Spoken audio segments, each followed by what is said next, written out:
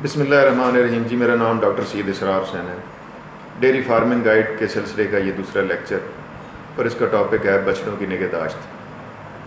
کٹے بچڑے ان کی نگہداشت کیا ہونی چاہیے, کون سی غلطیاں جو ہم رپیٹ کر رہے ہوتے ہیں جانے انجانے میں, کون سی غلطیاں ہو رہی ہوتی ہیں, ان کو ہم کیسے ٹھیک کر سکتے ہیں اور بچڑے کو کیسے بیماری سے بچا سکتے ہیں. جو غلطیاں پہلے دن سے ہم رپیٹ کرتے ہیں, جو کامن غلطی ہے, میں نے پاکستان کے بہت سارے فارمز دیکھے ہیں جہاں پہ ایک غلطی کامن چل رہی ہوتی ہے. وہ یہ ہے کہ بہت کم فارمر ہیں جو گائے کو اس جگہ پہ رکھیں جہاں پہ بچہ دینے والی گائے کو ایسی صاف ستھری جگہ پہ رکھیں جہاں پہ گوبر مٹی وہ نہ ہو, پرالی ہو, نیچے بیڈنگ ٹھیک ہو.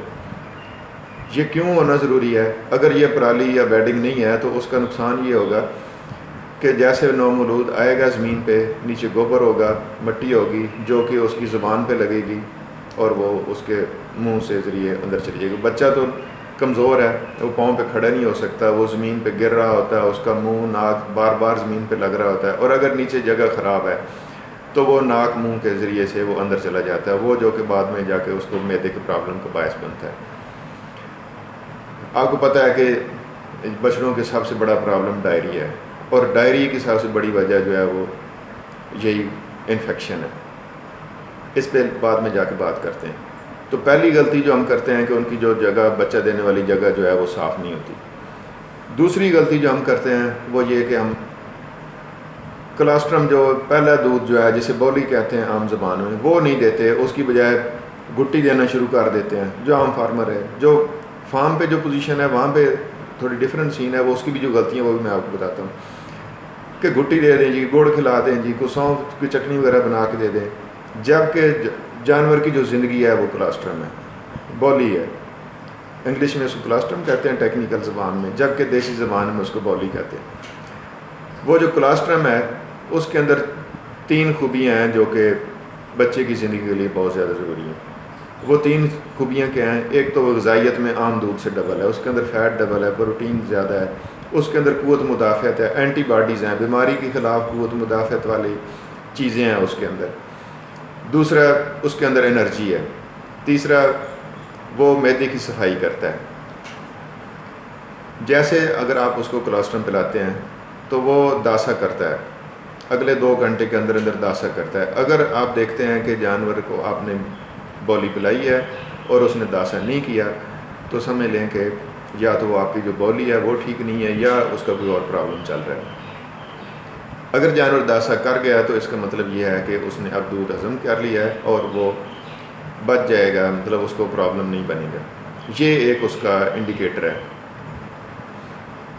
اچھا, جو فارم پہ غلطی کرتے ہیں نومولود کے ساتھ, وہ کیا غلطی کرتے ہیں کہ جو گائے ہے اس سے فوراً بچہ اٹھا لیتے ہیں اس کے آگے سے, جبکہ میری اپنی جو رائے ہے وہ بچہ گائے کے آگے کو 1 گھنٹہ رہنا چاہیے تاکہ جو مدر ہے اس کو لکنگ کرے. اس کی لکنگ سے کیا فائدہ ہوگا؟ جو جب وہ زبان سے چاٹ رہی ہوتی ہے بچے کو تو اس کو حرارت ملتی ہے, اس کے اندر جو بلڈ سپلائی ہے وہ بہتر ہوتی ہے, وہ بچہ ایکٹیو ہوتا ہے, وہ مطلب اس کو چاٹنے کی وجہ سے وہ ایکٹیو ہو جاتا ہے, وہ جلدی کھڑا ہو جاتا ہے, وہ جلدی فیڈنگ کرنے لگ جاتا ہے. اگر جلدی فیڈنگ کرے گا تو اس میں فائدہ کیا ہوگا کہ جتنی جلدی آپ بولی پلاتے ہیں اتنی جلدی جانور کے اندر قوت مدافعت پیدا ہوتی ہے. اور سائنسی طور پہ بات یہ ثابت ہے کہ آپ نے 1 گھنٹے کے اندر اندر بولی پلانی ہے. اگر آپ 1 گھنٹے کے اندر بولی پلانے میں ناکام ہو گئے تو اس کا مطلب یہ ہے کہ آپ کی جو بولی جو آپ نے پلائی ہے اس کی وہ ایفیکیسی نہیں رہی جو قوت مدافعت جو پہلے گھنٹے کے اندر ہے. جیسے جیسے اس کا ٹائم لیٹ ہوتا جائے گا وہ بولی کی جو ایفیشنسی ہے وہ کم ہوتی جائے گی. تو یہ ایک چیز ہے جو کرنے والی ہے, مطلب گھنٹے کے اندر اندر آپ نے بولی پلانی ہے جس میں قوت مدافعت ہے اور جانور کی زندگی ہے. اچھا, یہ غلطی ہے کہ فوراً سے بچے کو اٹھا کے لے گئے, جو بچڑوں کا الگ سے شیڈ ہے اس کے اندر لے گیا, وہ بچے نے جو ماں نے جو اس بچے کو چاٹنا تھا وہ نہیں چاٹا, اور یہ کام جو ہے وہ اس کی جو زبان سے اس کو حرارت ملنی تھی, جو اس کے اندر ایکٹیویشن پیدا ہونی تھی, اس بچے کے اندر جو حرکت کرنے کی ایک وہ طاقت آنی تھی, اس سے محروم ہو جاتا ہے. یہ فارم پہ غلطی ہوتی ہے. نارملی فارم جو زیادہ تر فارم ہے وہاں پہ بھی جو کاف کا جو گائے کا جو شیڈ ہے جہاں پہ اس نے بچہ دینا ہے وہ الگ سے کم ہی بنے ہوتے ہیں، قدرے کو بہتر پوزیشن ہوتی ہے جہاں پہ جانور بچہ دیتا ہے۔ اس کے بعد جو دوسری غلطی ریپیٹ ہوتی ہے وہ یہ ہے کہ اب آپ نے جانور کو دودھ پلانا ہے، بچے کو دودھ پلانا ہے، تو میں نے جو ہاؤس ہولڈ ہیں، جو لوگوں نے ڈائریکٹ ماں سے جو تھن سے جو دودھ پلانا ہے، وہ کیا غلطی کرتے ہیں؟ وہ غلطی یہ کرتے ہیں کہ دودھ نکالنے سے پہلے دودھ کو تھن کو صاف کرتے ہیں، جبکہ جب بچے کو دودھ پلانا ہے اس وقت تھن کو صاف نہیں کیا گیا۔ تھن کے اندر، تھن کے اوپر جو بھی گوبر مٹی لگا ہے وہ جیسے بچہ جائے گا اس کو سکنگ شروع کر دے گا، تو گوبر جو تھن کے ساتھ لگا ہے وہ اس بچے کے سیدھا معدے کے اندر جائے گا، جو کہ بعد میں اس کو جو ڈائجسٹو پرابلم کرے گا، انفیکشن کرے گا۔ اس کے بعد اگلی چیز آ جاتی ہے کہ جو بوتل سے دودھ پلانے والے ہیں، بوتل سے دودھ پلاتے ہوئے کون سی غلطی ہوتی ہے؟ وہ غلطی یہ ہوتی ہے کہ بوتل کو جو بندہ جو فارموں پہ کرتے ہیں بوتل پہ دودھ پلانے سے، وہاں پہ گائے جو اس کو ڈائریکٹ بچہ نہیں چھوڑا جاتا، بوتل کے ذریعے دودھ پلایا جاتا ہے۔ بوتل جو ہوتی ہے، جو جس کو فیڈر کہتے ہیں، کاف فیڈر، اس کو لیبر جو ہے وہ صاف نہیں کرتی۔ یہ مینجمنٹ کا جو میں نے سیکھا ہے، تو جو میں نے اپنا آبزرو کیا ہے، موسٹلی سب سے زیادہ ڈائری کی وجہ وہ جو فیڈر جو ہے وہ بنتا ہے، اس کے اندر جو صبح دودھ پلایا اس کو پراپر ڈس انفیکٹ نہیں کیا، پراپر صاف نہیں کیا، رکھ دیا بوتل کو، شام کو جب چوائی کا ٹائم ہوا یا ملکنگ کا بچوں کے دودھ کا ٹائم ہوا، اسی بوتل کے اندر دوبارہ دودھ ڈالا اور پلا دیا، وہ جو بچہ دودھ پیے گا وہ بیمار ہوتا جائے گا، اس کو ڈائریا لگ جائے گا۔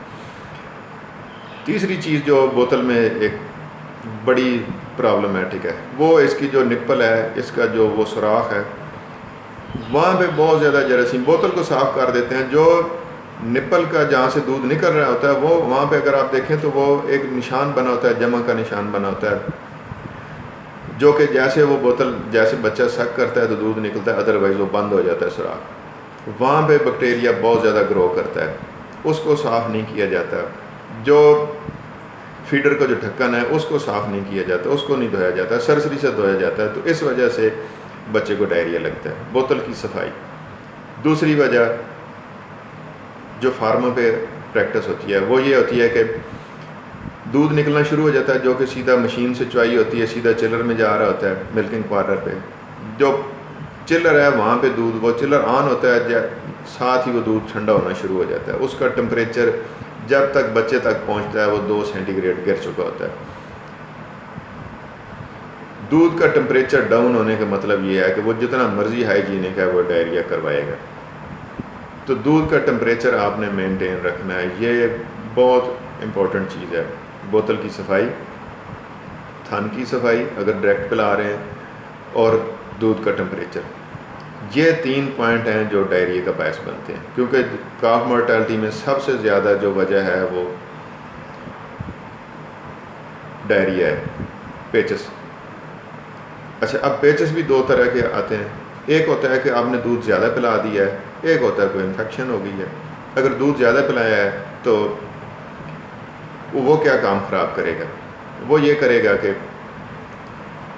جانور ڈائجسٹ نہیں کرے گا اور وہ ایز سچ پاس ہو جائے گا، جسے ہم کاف سکور کہتے ہیں۔ سفید ڈائریا، وائٹ ڈائریا، وہ آپ کو نظر آ جائے گا کہ یہ سفید ڈائریا یہ دودھ زیادہ پلانے کی وجہ سے ہوا ہے، تو اس کا زیادہ پریشانی والی بات نہیں ہے، جسٹ معمولی آپ نے اس کو ٹریٹمنٹ دینا ہوتا ہے۔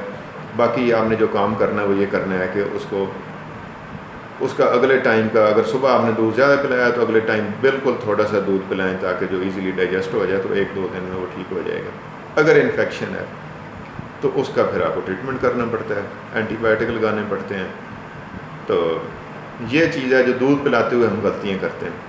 باقی ان جانوروں کو رکھنے کی جگہ کیسی ہونی چاہیے، نیچے پرالی ہے یا اور جو چیزیں لوگ رکھتے ہیں اس کو، یا پنجروں کے اندر رکھتے ہیں، ان کی وجہ سے جو مسائل پیدا ہوتے ہیں اور جو ڈائریا کا باعث بنتے ہیں، وہ کافی تفصیل والی باتیں ہیں، وہ انشاءاللہ اگلے لیکچر میں ریکارڈ کرائی جائیں گی۔ اللہ آپ کا آمین حافظ۔ اللہ حافظ۔